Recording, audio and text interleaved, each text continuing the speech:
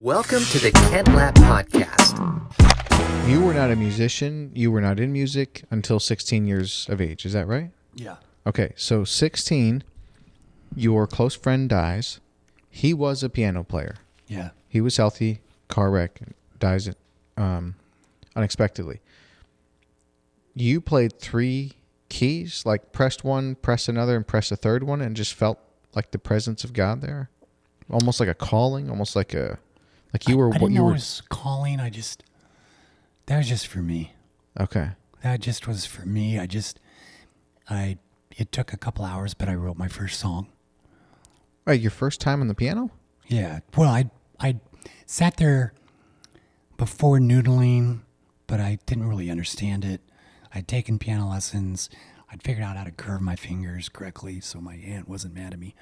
And What do you mean your hand wasn't mad? well, at you you have to curl hands the way you play the piano. So the Okay. teachers will always get you to like put your fingers a certain way so that you can reach chords.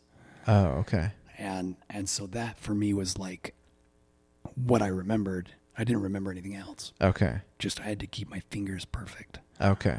Yep. So yeah. So that's why when I play those notes and a melody just comes out, it's like, but I could remember. So I started to remember everything I was playing that was actually pretty.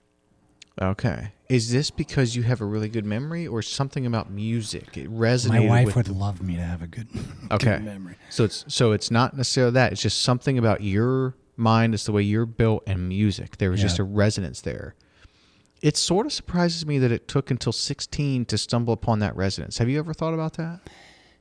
To be that good, Well, to be as good as you are and really not have a close connection with music, or maybe you did until you're 16.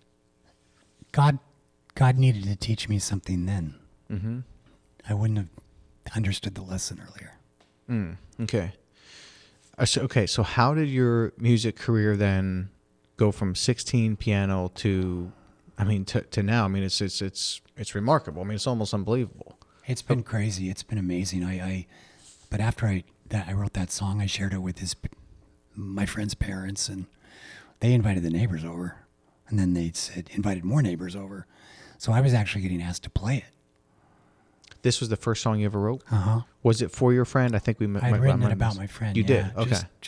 And the mom found out that I'd written a song about him. She was devastated of the loss, so I went over there and played.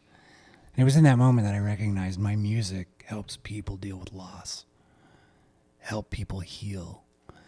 If you have anxiety or depression or grief, it's an ailment because it immediately helps you feel the love of God. Okay. This was the first song you ever wrote, and Yeah. it did that. Yeah. And your music has done that since? Yeah. Yeah, that's pretty much, I mean, I'll get daily emails from a mom or somebody who's lost somebody or going through cancer, or somebody who just said, hey, I just have had a little bit of stress, and thank you. You went right out the door when I started listening. Wow. And, but I mean, really, it was I was just trying to help people feel God. Mm-hmm. And a year later, I had written a concerto to perform in the high school thing, and then I got asked to play in a restaurant. I just had to know happy birthday, so I was getting paid to play and tips, and so I made a cassette. You know what a cassette is? I'm sure he has no idea. It's before the Frisbee. No? Yeah. He barely knows what a CD is, probably. Yeah, you take your pencil, put some paper around it, and you can rewind it, and you can hear the song again. Yeah. But the cassette, yeah. So I had a cassette, and I had a tip jar, and the internet happened, and I started getting everyone's email. So I just kept everyone's email, and then I earned enough money to make another record. So I let everybody know, and that kind of fueled everything, and that's how it's been for the last, some 20 years until I sold my catalog 3 years ago to Anthem Entertainment here in Nashville. Oh, congratulations. Yeah, it's You sold your entire catalog up until that point? Yeah. Now, the way that works, you can keep writing you can keep creating since then, and they don't necessarily own that, correct? Right. Okay.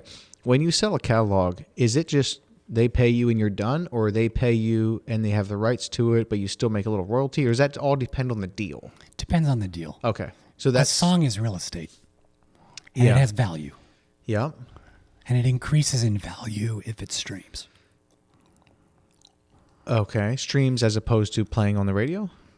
If you play, well, that's a whole nother. Okay. But dynamic. your point was it increases in value if people are listening to it. Yeah. Is that what you're saying? Yeah, because you remember the old song, Put Another Dime in the Jukebox. Mm-hmm. So that was every time you put another dime in, the guy that owns the jukebox and those records would make money. Mm-hmm.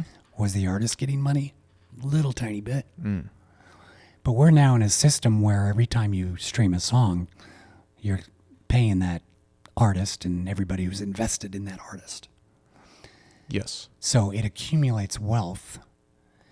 And when you have a certain amount of streams, the lawyers start knocking on your door because they want to sell it and make some money for themselves. Mm-hmm. So when I came to Nashville 3 years ago, there were a lot of those guys.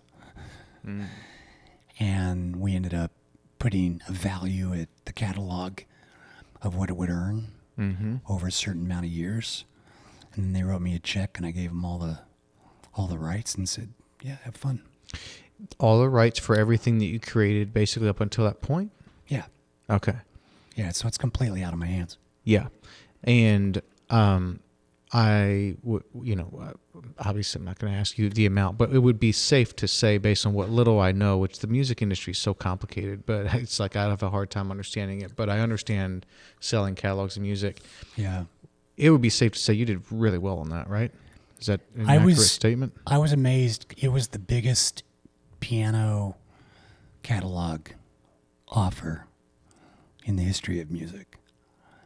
So we did better than a lot of the competitors that I've had over the years. Wow. Congratulations, yeah, man. It's been awesome. Does that yeah, I would think. I mean, does it ever sink in for you? Or that's a big deal, man. I paid tithing to the LDS church. Did you really? I did. Do they pay you in and one my wife's check, or do they pay Mormon. you over time? Oh, yeah? So she's like, what are you doing? I'm like, I got to go to heaven. Yeah, that's right. Yeah. And you're coming with me. I don't want another wife. I just want you. So maybe that's why I have to get out.